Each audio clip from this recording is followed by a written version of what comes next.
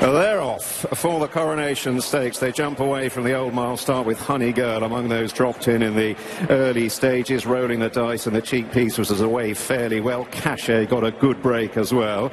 So too Prosperous Voyage out wide, just taking a while to track over as they link up with the round course at the end of a furlong, and it's Cachet in the light blue who leads to Spenderella with the hoop sleeves against the running rail, and Prosperous Voyage tracking over to join them and racing handily, and that trio just about spearhead the field, followed through by Discoveries with a white cap racing a close fourth. Then the noseband in Mongestine against the running rail, followed by Tenebrism, who races in midfield with Grand Dame and Sandrine. Rolling the dice in an orange jacket is next. Frankie at this stage is holding up Inspiral, red jacket with a blue cap, 3/4 of the way back. Pizza Bianca in the orange and yellow is racing towards the rear with Honey Girl. They've already gone through halfway and they're heading towards home in the Coronation Stakes, and it's Cachet who leads to Prosperous Void sitting at her quarters. Spenderella will turn on in third. Discoveries fourth. The noseband in Mongestine is next to Tenebrism in the maroon and blue. Sandrine in the noseband wide off the turn. Inspiral is going to have to try and thread her way through from the rear.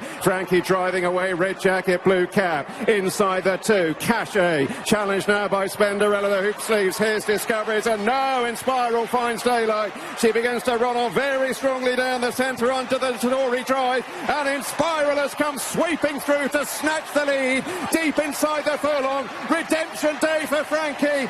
Inspiral powering clear. Inspiral, inspired, wins the Coronation Stakes, and Frankie salutes the crowd. It's close for second between Spenderella and Discoveries, with Tenebrism right alongside. Cachet and Pizza Bianca were next. The champion 2-year-old filly starts her 3-year-old season with a devastatingly brilliant win there. The 15-8 favourite has left the rest trailing in her wake, Asheen. Yeah, fantastic. I'm absolutely over the moon for her connections and the horse. She's unbeaten. She's very, very talented. How good was she running away from the field like that? And we must realise that the fractions were steady. James Doyle rode a very clever race in front. He wasn't going to set the race up for Frankie Dettori on a closer, and the turn of foot she shows truly magnificent. Yeah, you'd say, Kevin, watching the race, it didn't go entirely smoothly. She was a little bit keen early on with those slow fractions, and Frankie's just had to make a decisive move there. He did, and I don't think the early stages went to plan. A couple came back into his lap. We know that she can take a good hold, and she did here again, being fresh. But really, this is almost two separate races. Look, you look at the rest in behind her, you know, that's the typical finish of a steadily run Group 1, and she's absolutely bolted away from them, despite coming from a poor position. This was the performance of a champion. Yeah, it certainly was. Fred, let's have a look from the start. She jumps out of stall 5.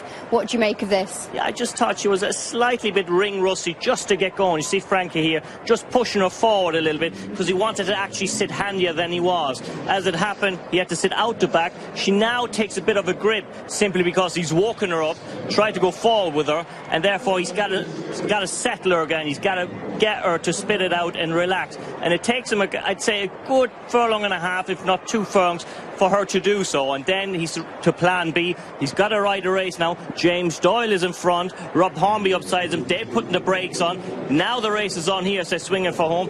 Watch where Frankie is. At the moment, he's trying to find top gear and he's going up and down on the spot. But watch him now when he pulls up and gets this splits here. All of a sudden, Inspiral takes off, finds that 6th gear, and away she goes. Now imagine, Alex, if this filly would have been ride on the first Sunday in May, she would have won the Classic, the 1,000 guineas, in my opinion. Well, Asheen, she's made a very good field look fairly ordinary. Yeah, I'm thrilled with the ride as well.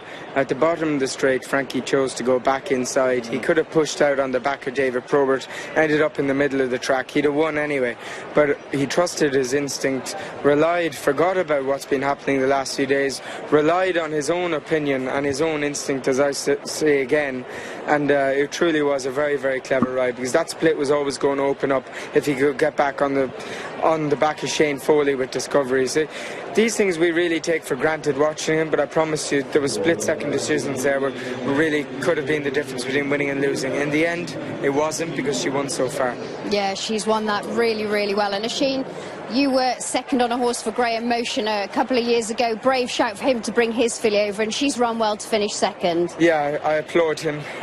Fantastic training performance. Unfortunately, she's lost her unbeaten record, but she's lost it to a champion in Inspiral, and really this is great for racing. Graham Motion will be back. The Americans will be back in force. Yeah, they will. Oisin, thanks so much for your time. It's been great to have you on the show again, and enjoy the rest of the week, and good luck at Hickstead in that Speed Derby. Thanks very much, Alex. Thanks very much to Oisin Murphy, who's been with us this afternoon, and hopefully you've enjoyed a lot of his insight into these races. Right, Inspiral, though, has lit up Ascot Racecourse. Cannot wait to get winning reaction. It will be coming up soon. We're off for a break.